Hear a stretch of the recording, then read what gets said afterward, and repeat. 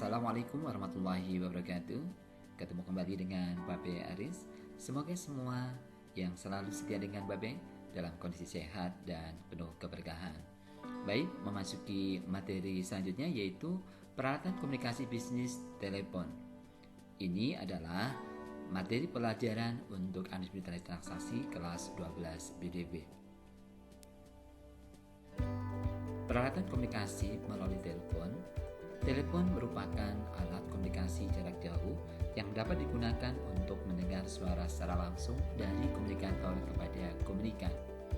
Dengan adanya telepon, antara komunikator dan komunikan tidak membutuhkan waktu yang terlalu lama untuk menunggu respon dari tiap-tiap individu. Komunikator itu adalah orang ataupun lembaga yang memberikan informasi kepada komunikan. Sedangkan komunikan adalah orang atau lembaga yang menerima informasi. Peralatan komunikasi bisnis secara garis besar, pesawat telepon terdiri atas dua bagian, yaitu bagian dalam dan bagian luar pesawat telepon. Untuk bagian dalam pesawat telepon berupa unsur listrik yang terdiri atas mikrofon, yaitu bagian dari mesin telepon yang berfungsi mengirim suara. Earphone, yaitu bagian telepon yang berfungsi menerima suara. Converter, yaitu alat pemisah sinyal percakapan yang timbul oleh aliran listrik. Diafragma, yaitu suatu bahan yang terbuat dari logam dan digantung pada tempat dan ditahan oleh sebuah cincin penahan yang menghubungkan diafragma ke kotak berisi karbon. Selanjutnya adalah kotak berisi butiran karbon yang bagian dari sirkuit yang mampu mengalirkan arus listrik. Yang terakhir adalah power, yaitu arus listrik yang digunakan untuk memutuskan atau menghubungkan sumber listrik. Peralatan komunikasi bisnis telepon, sedangkan bagian luar pesawat telepon merupakan perangkat keras yang sering kita lihat fisiknya, terdiri atas sebagai berikut. Yang pertama adalah gagang telepon. Yang kedua adalah tempat nomor telepon. Yang ketiga adalah tombol nomor telepon. Kemudian yang terdiri atas VVD atau DND, yaitu konferensi, papan nomor telepon, save number radial button atau yang biasa disebut dengan SNR, last number radial atau LNR, flash hold, kartu memori, transfer, pause speakerphone, programmable video button, pengatur suara speaker dan CO lane, auto answer, dan intercom. Sedangkan jenis telepon pada suatu organisasi meliputi ada beberapa hal. Ditinjau dari peletakannya, telepon terbagi menjadi tiga. Yang pertama adalah table phone atau telepon meja. Yang kedua adalah wall phone atau telepon dinding. Yang ketiga adalah handphone atau telepon genggam. Ini adalah contohnya untuk table phone. Kemudian ini adalah wall phone atau telepon dinding contohnya. Sedangkan yang ini adalah handphone yang sudah tidak asing karena menjadi kebutuhan pokok sehari-hari ketika hidup di zaman sekarang.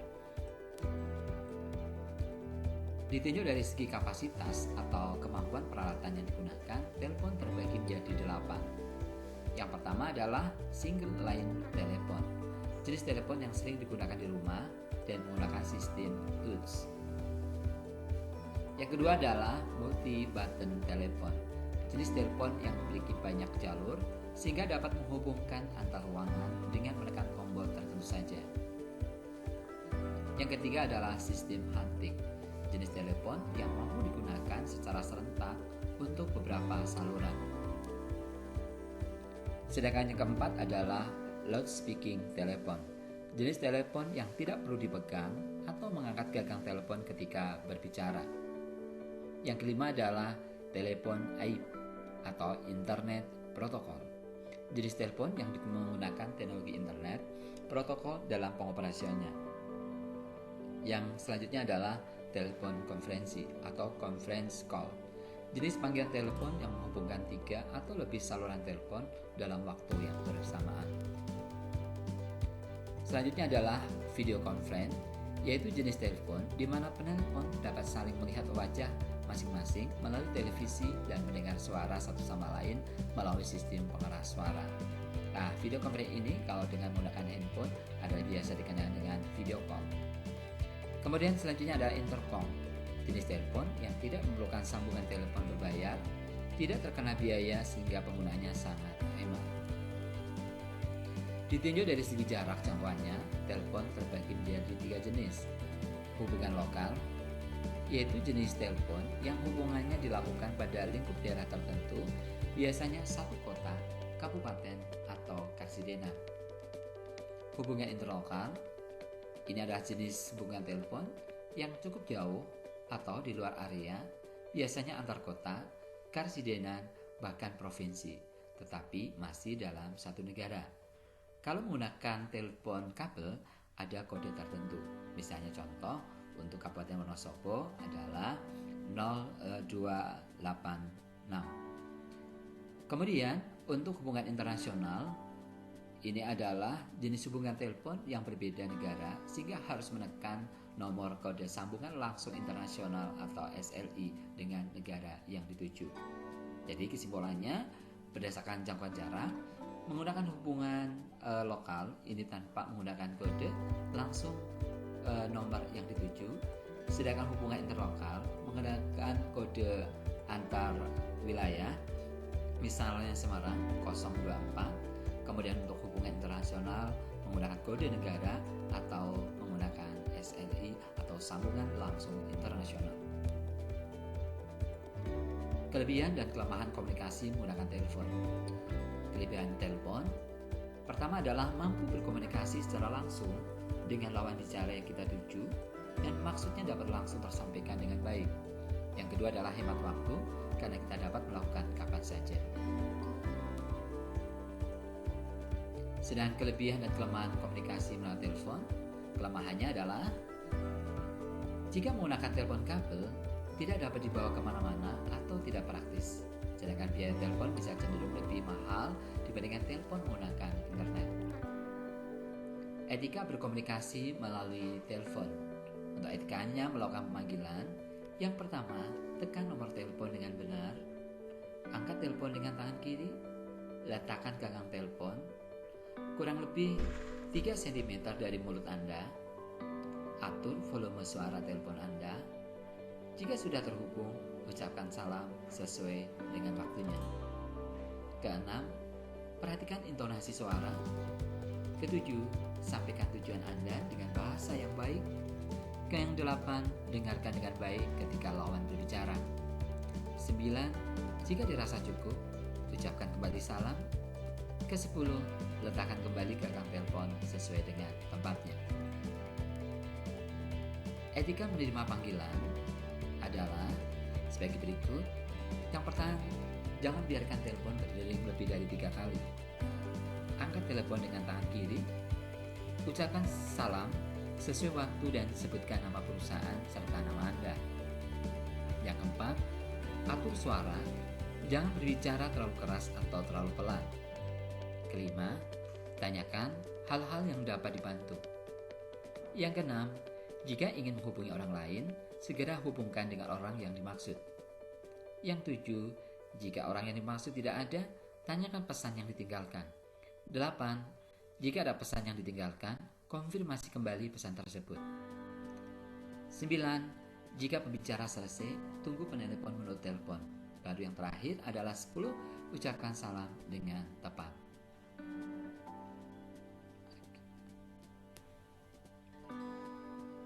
Prosedur penanganan informasi secara lengkap dan tepat.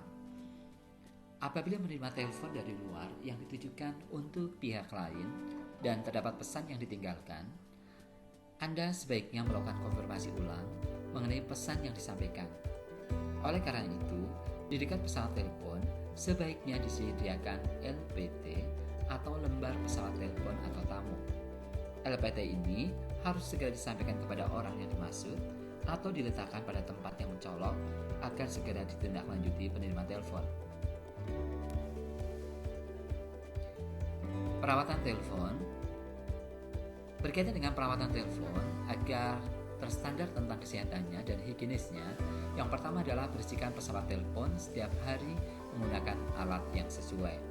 Yang kedua, letakkan gagang telepon dengan benar sehingga jika ada panggilan masuk, telepon dapat berfungsi dengan baik. Sediakan kartu perawatan atau kartu perbaikan. Lakukan pemeriksaan kabel penghubung telepon ke sentral atau kotak telepon.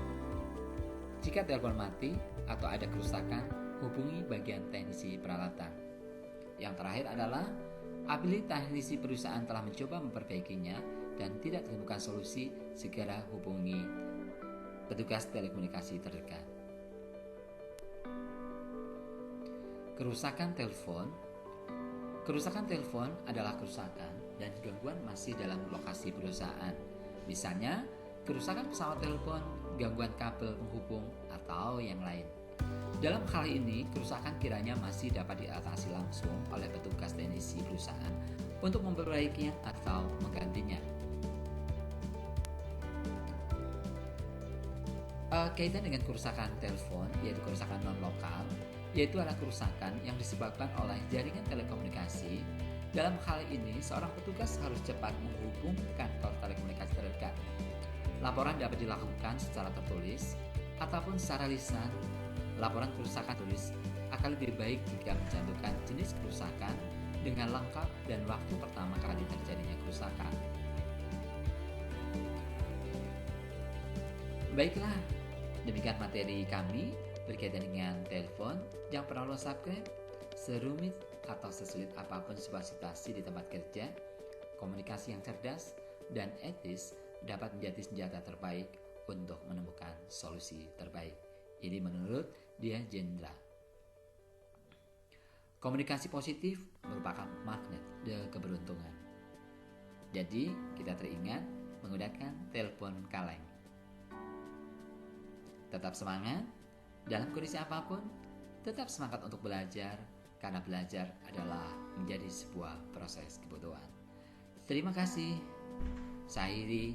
Wassalamualaikum warahmatullahi wabarakatuh.